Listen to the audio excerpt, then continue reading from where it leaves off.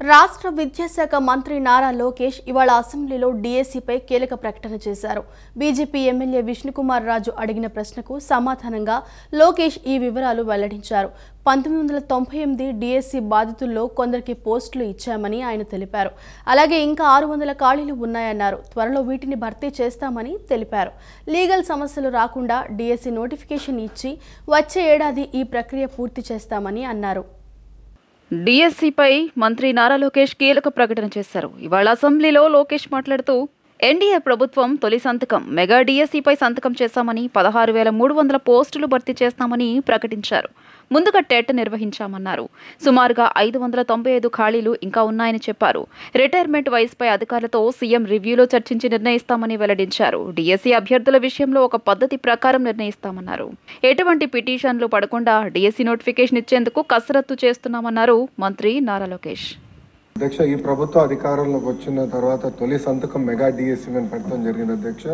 దాంట్లో కూడా అభ్యర్థులందరూ నాకు నా నంబర్ దాదాపు రాష్ట్రం అంతా తెలిసిపోయింది. సో అందరు నాకే డైరెక్ట్గా మెసేజ్లు పెడుతున్నారు. దాంట్లో ప్రధానంగా టెట్ ఏర్పాటు చేసి టెట్ తర్వాత డిఎస్సీ పెడితే బాగుంటుందని కోరటం జరిగింది. దాంట్లో భాగంగా మీరు చూస్తే టెట్ నిర్వహించాము. దాని తర్వాత ఇప్పుడు డిఎస్సీ కూడా త్వరలోనే మేము నోటిఫికేషన్ కూడా ఇవ్వబోతున్నాం అధ్యక్ష. దాంట్లో 16,000 పైచిలక పోస్టులు మళ్ళీ భర్తీ చేయబోతున్నాం అధ్యక్ష. గత ప్రభుత్వం 5 సంవత్సరాలు ఒక్క ఉపాధ్యాయ పోస్ట్ కూడా భర్తీ చేయలేదు, కాలయాపన చేస్తాం జరిగింది అధ్యక్ష.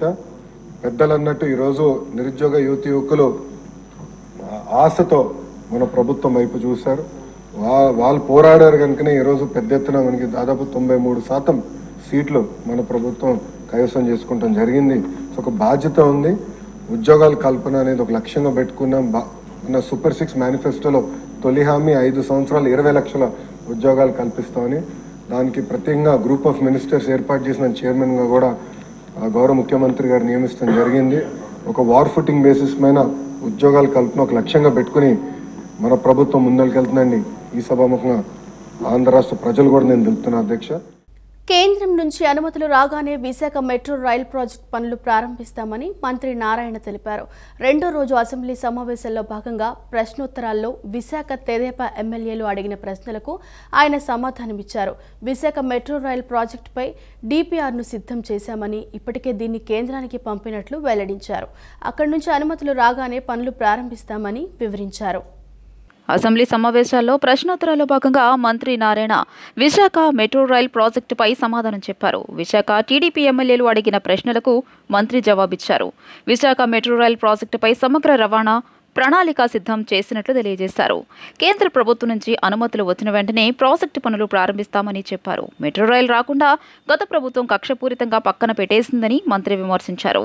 మెట్రో ప్రాజెక్టుపై స్వయంగా కేంద్ర మంత్రిని కలిసినట్లు మంత్రి నారాయణ వెల్లడించారు. ఈ యొక్క ఎన్డీఏ ప్రభుత్వంలో ఉన్న విశాఖపట్నంలో ఉన్న నాయకులందరూ యాక్చువల్గా డిస్కస్ చేసి వాళ్ళు ఒక ప్రపోజల్ అడిగారు అధ్యక్ష. ఏదైతే ఇప్పుడు యాక్చువల్గా ఈ మెట్రో లైన్ పోతుందో అక్కడ ఎక్కువ జంక్షన్స్ వస్తున్నాయి, క్రాసింగ్స్ వస్తున్నాయి. క్రాసింగ్స్ రావటం వల్ల ప్రతి క్రాసింగ్ దగ్గర ఫ్లైఓవర్ వేస్తే ఫ్యూచర్లో అది అప్ అండ్ డౌన్స్ వస్తుంది. ఎందుకంటే హైదరాబాద్లో సికింద్రాబాద్ రోడ్లు వేశారు, ఫ్లైఓవర్ దాని పక్కనే ఫ్లైఓవర్, అంటే ఇలా దిగి మళ్ళా ఇలా ఎక్కటం. అలాంటి ప్రాబ్లమ్స్ రాకుండా ఉండటానికి, జంక్షన్లో ట్రాఫిక్ బ్లాక్ కాకుండా ఉండటానికి అక్కడ ఎన్నాడ, హనుమంతవాక, మద్దెలపాలెం, విప్రో జంక్షను, గురుద్వారా, అక్కాయపాలెం, తాడ్చెల్లిపాలెం వీటిలో 14 కిలోమీటర్లు 8 స్టేషన్స్. అదేవిధంగా గాజువాక స్టీల్ ప్లాంటు ఈ 2 జంక్షన్స్ దగ్గర 4.7 కిలోమీటర్లు, 2 ఫ్లైఓవర్లు, 2 లెవెల్ మెట్రో. 2 లెవెల్ మెట్రో అంటే ఫస్ట్ లెవెల్లో 4 లైన్ రోడ్డు ఉంటుంది, 8 మీటర్స్ హైట్. సెకండ్ లెవెల్లో మళ్ళా అనదర్ 8 మీటర్స్ మెట్రో ఉంటుంది. దానికి యాక్చువల్గా వాళ్ళు ఇవ్వటం జరిగింది. వైసీపీ అవివేకంతో మహిళా సంరక్షణ కార్యదర్శులు ఇబ్బందులు పడుతున్నారని హోంమంత్రి అనిత పేర్కొన్నారు. సలహాదారుల ఉచిత సలహాతో ప్రభుత్వం తుగ్లక్ నిర్ణయాలు తీసుకుందని విమర్శించారు. నిబంధనలకు విరుద్ధంగా అన్ని రకాల పోలీస్ డ్యూటీలు ఇచ్చారని, దీనిపై ప్రభుత్వం తగిన చర్యలు తీసుకుంటుందని హోంమంత్రి అనిత సమాధానమిచ్చారు. రెండో రోజు ఏపీ అసెంబ్లీ సమావేశాలు కొనసాగుతున్నాయి. సభ మొదలైన వెంటనే స్పీకర్ అయ్యన్న పాత్రుడు ప్రశ్నోత్తరాలను చేపట్టారు. ఈ సందర్భంగా గ్రామ వార్డు మహిళా కార్యదర్శులపై అసెంబ్లీలో చర్చ జరిగింది. మహిళా కార్యదర్శులు విధి నిర్వహణలో స్పష్టత ఇవ్వాలని ఎమ్మెల్యే కూన రవికుమార్ కోరారు. వారికి జాబ్ చార్ట్పై స్పష్టత ఇవ్వాలని ఎమ్మెల్యేలు తంగిరాల సౌమ్య, మాధవిరెడ్డి కోరారు. ఎమ్మెల్యేలు అడిగిన ప్రశ్నలకు హోంమంత్రి వంగలపూడి అనిత సమాధానమిచ్చారు. గత ప్రభుత్వం చేసిన అనాలోచిత చర్య వల్ల ఈ పరిస్థితి వచ్చిందన్నారు. గ్రామ మహిళా కార్యదర్శులకు పోలీస్ డ్రెస్ ఇవ్వాలని వైసీపీ వాళ్లు చూశారని తెలిపారు. NBWలను ఇంప్లిమెంట్ చేయాలని మహిళా కార్యదర్శులను పంపారన్నారు. వీళ్లకు నిబంధనలకు విరుద్ధంగా అన్ని రకాల పోలీస్ డ్యూటీలు ఇచ్చారని, దీనిపై ప్రభుత్వం తగిన చర్యలు తీసుకుంటుందని హోంమంత్రి అనిత సమాధానమిచ్చారు. రెండో రోజు ఏపీ అసెంబ్లీ సమావేశాలు కొనసాగుతున్నాయి. సభ మొదలైన వెంటనే స్పీకర్ అయ్యన్న పాత్రుడు ప్రశ్నోత్తరాలను చేపట్టారు. ఈ సందర్భంగా గ్రామ వార్డు మహిళా కార్యదర్శులపై అసెంబ్లీలో చర్చ జరిగింది. మహిళా కార్యదర్శులు విధి నిర్వహణలో స్పష్టత ఇవ్వాలని ఎమ్మెల్యే కూన రవికుమార్ కోరారు. వారికి జాబ్ చార్ట్పై స్పష్టత ఇవ్వాలని ఎమ్మెల్యేలు తంగిరాల సౌమ్య, మాధవిరెడ్డి కోరారు. ఎమ్మెల్యేలు అడిగిన ప్రశ్నలకు హోంమంత్రి వంగలపూడి అనిత సమాధానమిచ్చారు. గత ప్రభుత్వం చేసిన అనాలోచిత చర్య వల్ల ఈ పరిస్థితి వచ్చిందన్నారు. గ్రామ మహిళా కార్యదర్శులకు పోలీస్ డ్రెస్ ఇవ్వాలని వైసీపీ వాళ్లు చూశారని తెలిపారు. NBWలను ఇంప్లిమెంట్ చేయాలని మహిళా కార్యదర్శులను పంపారన్నారు. వీళ్లకు నిబంధనలకు విరుద్ధంగా అన్ని రకాల పోలీస్ డ్యూటీలు ఇచ్చారని, దీనిపై ప్రభుత్వం తగిన చర్యలు తీసుకుంటుందని హోంమంత్రి అనిత సమాధానమిచ్చారు. లాస్ట్ గవర్నమెంట్ అసలు ఇటువంటి దాన్ని ఏమంటారు యాక్ట్లను కూడా చదువుకోకుండా ఎంత గుడ్డిగా ఇటువంటి జీవోలు ఇష్యూ చేసిందని చెప్పడానికి ఇది ఒక తార్కాణంగా మనం భావించవచ్చు. ఎందుకంటే యాక్చువల్ గా వీళ్ళని గ్రామ వార్డు మహిళా సంరక్షణ కార్యదర్శుల కింద ఇందాక సభ్యులు చెప్పినట్టుగా జీవో నెంబర్ MS నెంబర్ 129 ప్రకారం 2019లో వీళ్ళు నియమించడం జరిగింది అధ్యక్ష. ఓవరాల్ గా చూస్తే అధ్యక్ష వీళ్ళు 15,000 మంది రిక్రూట్మెంట్ చేస్తే అధ్యక్ష దగ్గర 13,815 మంది మహిళా సంరక్షణ కార్యదర్శుల కింద పనిచేసే పరిస్థితి ఉంది అధ్యక్ష. అందులో సుమారుగా 1,189 ఆటోమేటిక్ ఇంకా ఖాళీ ఉన్నాయి అధ్యక్ష. అయితే 13,815 మందికి అధ్యక్ష 2021కి వచ్చేసరికి మళ్ళా జీవో నెంబర్ 60 ప్రకారం చేసుకుని వాళ్ళని ఒక మహిళా రక్షణ కార్యదర్శుల కింద వార్డు లేక గ్రామ మహిళా రక్షణ కార్యదర్శుల కింద మార్చి వాళ్ళకి ఒక సెపరేట్ జాబ్ చార్ట్ ఇచ్చారు అధ్యక్ష. జాబ్ చార్ట్ లో కూడా అధ్యక్ష చూస్తే పోలీస్ డిపార్ట్మెంట్ ఇందాక కూన రవికుమార్ గారి సభ్యులు చెప్పినట్టుగా ఒక చీఫ్ సెక్రటరీకి ఎన్ని బాధ్యతలు ఉంటాయి అన్ని బాధ్యతలు కూడా ఒక గ్రామ మహిళా సంరక్షణ కార్యదర్శికి అప్పచెప్పడం అనేది చూస్తేనే అధ్యక్ష లాస్ట్ గవర్నమెంట్ తాలూకు అవివేకం అనేది చాలా క్లియర్ గా అర్థమవుతుంది అధ్యక్ష. ఎందుకంటే అధ్యక్ష ఈ రోజు మనం ఇక్కడ చూసుకుంటే అధ్యక్ష పోలీస్ డిపార్ట్మెంట్ లో ఒక ఉద్యోగం సాధించాలంటే వాళ్ళు శారీరక దారుఢ్య పరీక్షలు వాళ్ళు నెగ్గాలి, రిటర్న్ టెస్ట్ వాళ్ళ ఎగ్జామ్ పాస్ అవ్వాలి, 9 months ట్రైనింగ్ కఠోరమైన ట్రైనింగ్ ఉంటుంది అధ్యక్ష. కఠోరమైన ట్రైనింగ్ తర్వాతనే ఆ పోలీస్ కానిస్టేబుల్స్ కింద వాళ్ళు అందరూ కూడా బయటకు వచ్చి పోలీస్ డిపార్ట్మెంట్ వర్క్ చేసే పరిస్థితి ఉంటుంది. రాష్ట్రంలో 65,000 కోట్ల పెట్టుబడులకు రిలయన్స్ ఎనర్జీ సంసిద్ధంగా ఉందని సీఎం చంద్రబాబు తెలిపారు. ఏపీది స్పీడ్ ఆఫ్ డూయింగ్ బిజినెస్ అయితే Reliance speed of doing business చేయాలని సూచించారు. రాష్ట్రంలో పెట్టుబడులు పెడుతున్న ముఖేష్ అంబానీకి సీఎం కృతజ్ఞతలు తెలిపారు. రాష్ట్రంలో 65,000 కోట్ల పెట్టుబడులకు రిలయన్స్ ఎనర్జీ సంసిద్ధంగా ఉందని సీఎం చంద్రబాబు తెలియజేశారు. రిలయన్స్ సంస్థ రాష్ట్ర ప్రభుత్వం మధ్య అవగాహన ఒప్పందం జరిగిందని, ఈ క్రమంలో రిలయన్స్తో MOU చేసుకున్నామని సీఎం తెలిపారు. 500 CBG ప్లాంట్ల రానున్న 3 సంవత్సరాల్లో పూర్తి చేసేలా MOU చేసుకున్నామని వివరించారు. దీనివల్ల 130 కోట్ల రూపాయల మేర ఒక్కో ప్లాంటుకు 65,000 కోట్ల రూపాయలతో ప్రాజెక్టు కార్యరూపం దాల్చుతుందని స్పష్టం చేశారు. AP the speed of doing business అయితే Reliance speed of doing business చేయాలని సూచించారు. CBGకి ఉపయోగపడే పంటల సాగుతో ఎకరాకు 30,000 రూపాయలు వస్తాయని సీఎం తెలిపారు. 39 లక్షల ఖాళీ CBG ఉత్పత్తి చేయడం వల్ల GDPకి ఉపయోగపడుతుందని తెలిపారు. దీనివల్ల ఇండస్ట్రియల్ గ్రోత్ భారీగా జరుగుతోందని పేర్కొన్నారు. 500 CBG ప్లాంట్లతో రోజుకు 9.38 లక్షల LCVలకు ఇంధనం అందిస్తోందని సీఎం వివరించారు. 110 లక్షల మెట్రిక్ టన్నులు ఫెర్మెంటెడ్ ఆర్గానిక్ మెన్యూర్ వల్ల కెమికల్ ఫెర్టిలైజర్స్ వాడకం తగ్గుతుందని స్పష్టం చేశారు. రాష్ట్రంలోని క్లీన్ ఎనర్జీ పాలసీ 2024 ఇప్పటికే తీసుకువచ్చామని అన్నారు. 10 లక్షల కోట్ల రూపాయల పెట్టుబడులు ఈ పాలసీ ద్వారా ఆకర్షించాలని భావిస్తున్నట్లు వెల్లడించారు. పాలసీ ద్వారా 7.5 లక్షల ఉద్యోగాలు అనుకుంటే 2.5 లక్షల ఉద్యోగాలు రిలయన్స్ పవర్ ఇస్తోందని తెలిపారు. రిలయన్స్ పెట్టుబడుల సాధనలో బాగా కృషి చేశారంటూ మంత్రులు నారా లోకేష్, గొట్టిపాటి రవి, TG భరత్ను సీఎం చంద్రబాబు అభినందించారు. రాష్ట్రంలో పెట్టుబడులు పెడుతున్న ముఖేష్ అంబానీకి సీఎం కృతజ్ఞతలు తెలియజేశారు. ప్రశ్నోత్తరాల్లో భాగంగా చింతలపూడి ఎత్తిపోతల సాగునీటి ప్రాజెక్టు పురోగతిపై ఎమ్మెల్యే వసంతకృష్ణ ప్రసాద్ ప్రశ్నించారు. దీనిపై మంత్రి నిమ్మల రామనాయుడు సమాధానమిస్తూ 4 జిల్లాలకు సాగు, తాగునీరు అందించేందుకు చింతలపూడి ఎత్తిపోతలను ప్రారంభించారని తెలిపారు. చింతలపూడి ఎత్తిపోతల ఆలస్యానికి గత ప్రభుత్వ నిర్లక్ష్యమే కారణమని మంత్రి పేర్కొన్నారు. ప్రశ్నోత్తరాల్లో భాగంగా చింతలపూడి ఎత్తిపోతల సాగునీటి ప్రాజెక్టు పురోగతిపై ఎమ్మెల్యే వసంత కృష్ణప్రసాద్ ప్రశ్నించారు. 2019లో అధికారంలోకి వచ్చిన జగన్ ప్రభుత్వం ఈ ప్రాజెక్టును పక్కన పెట్టిందన్నారు.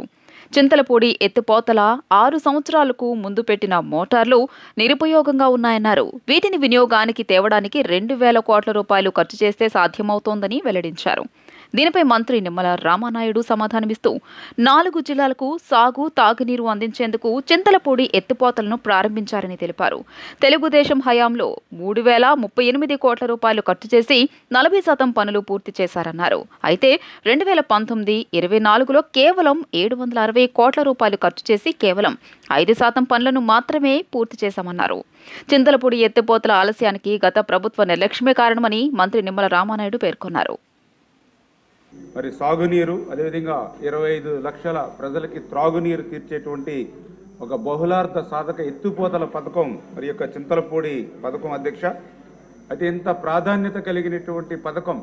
ఆ రోజు గౌరవ ముఖ్యమంత్రి చంద్రబాబు నాయుడు గారు 2014-2019లో అత్యంత ప్రాధాన్యతనిచ్చి, ఎందుకు నేను ఈ మాట చెప్తూ ఉన్నానంటే, ఏదైతే 2014కు ముందు చింతలపూడి ఎత్తిపోతల పథకం ప్రారంభమైనప్పటికీ కూడా ఆ రోజు 14కు ముందు 5 సంవత్సరాల్లో ఈ పథకానికి కేవలం 323 కోట్ల రూపాయలు, అంటే పనుల్లో 5% మాత్రమే 14కు ముందు 5 సంవత్సరాల్లో పనిచేస్తే, అదే 14-19 తెలుగుదేశం ప్రభుత్వ హయాంలో 3,038 కోట్ల రూపాయలు ఖర్చు పెట్టి, అంటే పనుల పురోగతిలో 40% పనులు 5 సంవత్సరాల్లో తెలుగుదేశం ప్రభుత్వ హయాంలో చేసినటువంటి పరిస్థితి అధ్యక్ష.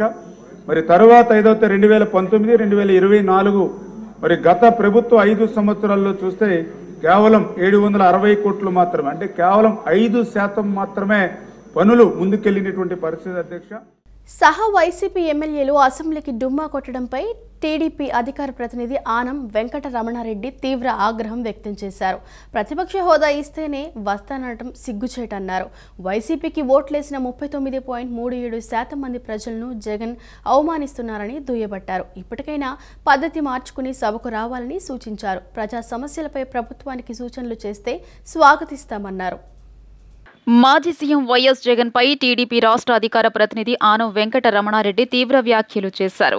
ఎన్నికల్లో ఓడిపోయినప్పటి నుంచి జగన్ మానసిక పరిస్థితి బాగోలేదని విమర్శించారు. అందుకే ప్రెస్ మీట్లో వింతగా ప్రవర్తిస్తున్నారని అన్నారు.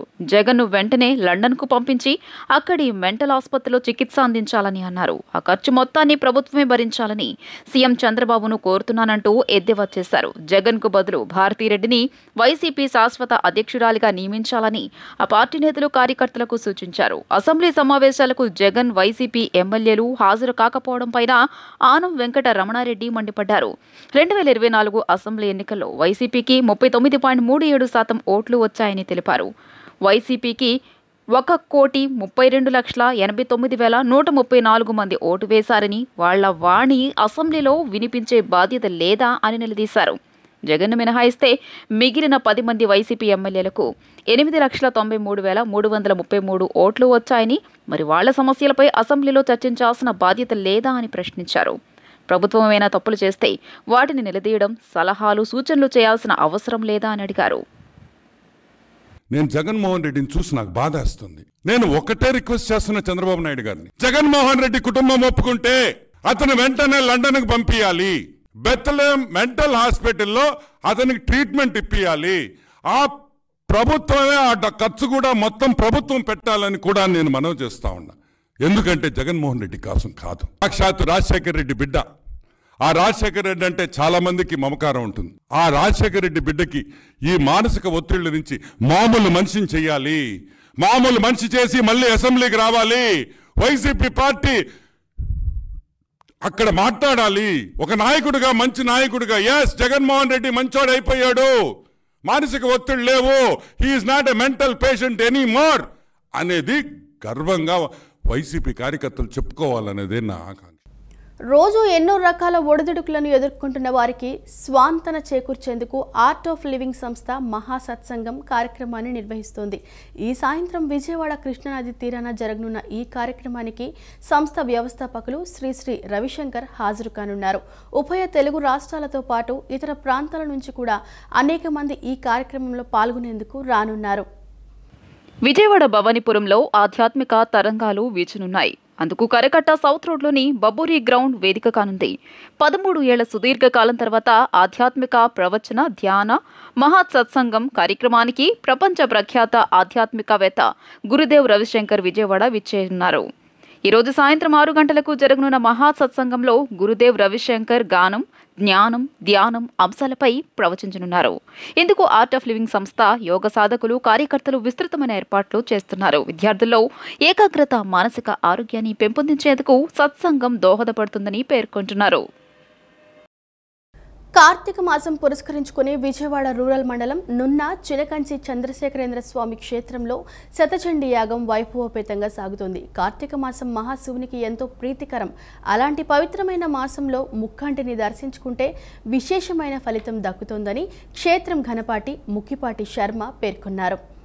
కార్తీక మాసం పురస్కరించుకుని విజయవాడ రూరల్ మండలం నున్న చిన్నకంచి చంద్రశేఖరేంద్ర స్వామి క్షేత్రంలో శతచండీ యాగం కనుల పండుగగా సాగుతోంది. పెద్ద ఎత్తున భక్తులు తరలివచ్చి స్వామివారిని దర్శించుకుని శతచండీ యాగంలో పాల్గొంటున్నారు. చిన్నకంచి క్షేత్రం ఘనపాటి ముక్కిపాటి శర్మ మాట్లాడుతూ గత 3 రోజుల నుంచి 27 చండీ హోమాలు, మూల మంత్ర జపాలు, రుద్ర, గణపతి హోమాలు, ఇవాళ సుహాసినిలచే కుంకుమ పూజలు నిర్వహిస్తున్నారు. రేపు గురువారం పూర్ణాహుతితో ఈ శతచండీ యాగం విజయవంతంగా పూర్తవుతోందని తెలిపారు. భక్తుల కోరిక మేరకు ప్రతి ఏటా శతచండీ యాగం నిర్వహిస్తామన్నారు. ఈ నెల 17వ తేదీన ఉచిత సామూహిక సత్యనారాయణ వ్రతం, అన్నదానం కార్యక్రమం ఏర్పాటు చేశామని, భక్తులందరూ విచ్చేసి పరమశివుని దర్శించుకుని అన్నప్రసాదాలు స్వీకరించాలని స్వామీజీ తెలియజేశారు. కార్తీక మాసం మహాశివునికి ఎంతో ప్రీతికరమని, అలాంటి మాసంలో భక్తులు భక్తి శ్రద్ధలతో స్వామివారిని దర్శించుకుంటే విశేషమైన ఫలితం దక్కుతోందన్నారు. మూలమంత్ర జపాలు, అందులో భాగంగా రుద్ర, గణపతి హోమాలు ఇవన్నీ జరుగుతున్నాయి. రేపు సువాసినుల చేత కుంకుమ పూజలు జరుగుతున్నాయి. రేపు కూడా ఈ కార్యక్రమం ఇదే విధంగా కొనసాగుతుంది. ఎల్లుండి అంటే గురువారం నాడు 14వ తారీఖున పూర్ణాహుతి ఏర్పాటు చేయడం జరిగింది. దాంతో ఈ యాగం పూర్తవుతుంది.